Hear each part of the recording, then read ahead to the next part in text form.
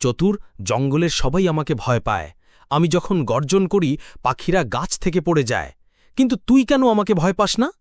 রাজা, তুমি শক্তিমান, কিন্তু আমি জানি তোমার হৃদয় বড়। তুমি আমার বন্ধু, ভয় পাবো কেন? তোর সাহসের তারিফ করতে হয়। বল, আজ কি কথা হবে? আচ্ছা রাজা, তুই কি কখনো ভেবেছিস জঙ্গলের সবচেয়ে বড় ধন কি? ধন?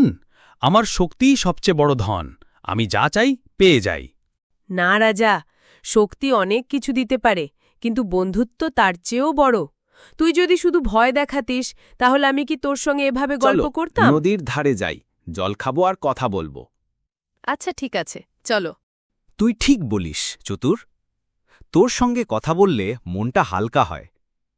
কিন্তু বল, তুই কিভাবে এত বুদ্ধি খরচ করিস? গতকাল শিকারীদের ফাঁদ থেকে হরিণটাকে বাঁচালি কিভাবে? ওটা তো সামান্য কৌশল। আমি শিকারীদের কাছে গিয়ে চিৎকার করে বললাম, বাঘ আসছে। তারা ভরে পালিয়ে গেল, আর আমি হরিণটাকে ফাঁদ থেকে মুক্ত করে দিলাম।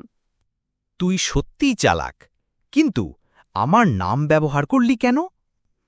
তোর নামই তো জঙ্গলের সবচেয়ে বড় অস্ত্র রাজা। আমি শুধু বুদ্ধি দিয়ে সেটা ব্যবহার করি। তাহলে আমরা দুজনে মিলে জঙ্গলের সেরা জুটি। তুই বুদ্ধি দিবি, আমি শক্তি। চল একটু হাঁটি। জঙ্গলের বাটি প্রাণীরা ভাবছে আমরা হয়তো কোনো বড় পরিকল্পনা করছি। চল তবে মনে রাখিস, আমার গর্জন আর তোর চালাকি মিলে জঙ্গলের কেউ আমাদের হারাতে পারবে না।